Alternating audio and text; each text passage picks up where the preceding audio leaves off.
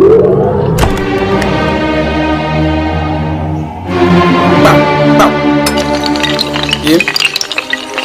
un safoule, le J de Bess.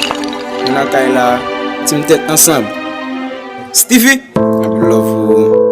Yeah, il y a qui dit que c'est pour faire qui me fait musique ça. C'est pas pour lui, ok? C'est pas parce qu'il quitte maintenant que m'a fait musique là, ok?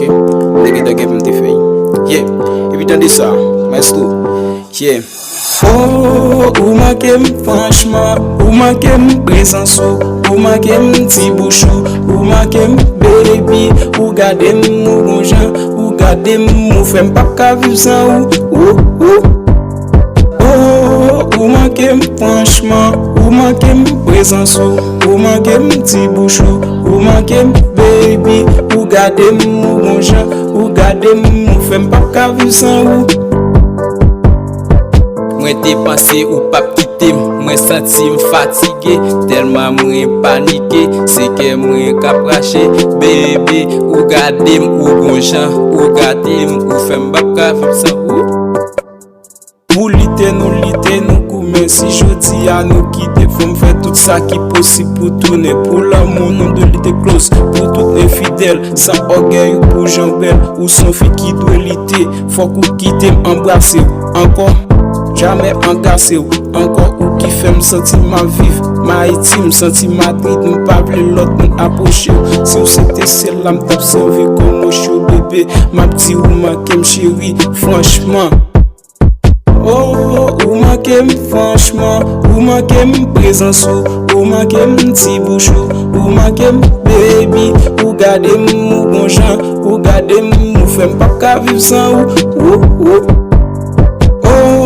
Ou ma kem franchement, ou ma kem présence, ou ma kem ti bouchou, ou ma kem baby, ou gade mou bonjan, ou gade mou femme pas ka vivre sans ou.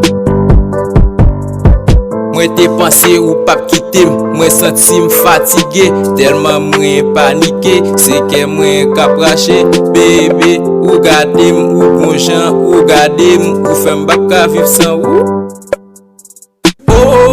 Ou ma kem franchement, ou ma kem présence, ou ma kem ti bouchou, ou ma kem bébé, ou gade ou gonjan, ou gade ou femme pas vivre sans ou.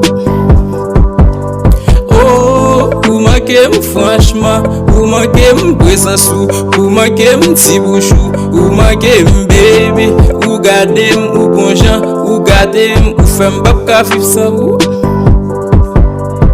Moi t'ai pensé ou pas quitter, moi senti fatigué, tellement moi paniqué, c'est que moi capraché, baby, ou gade ou gonjan, ou gade ou femme pas vivre sans ou.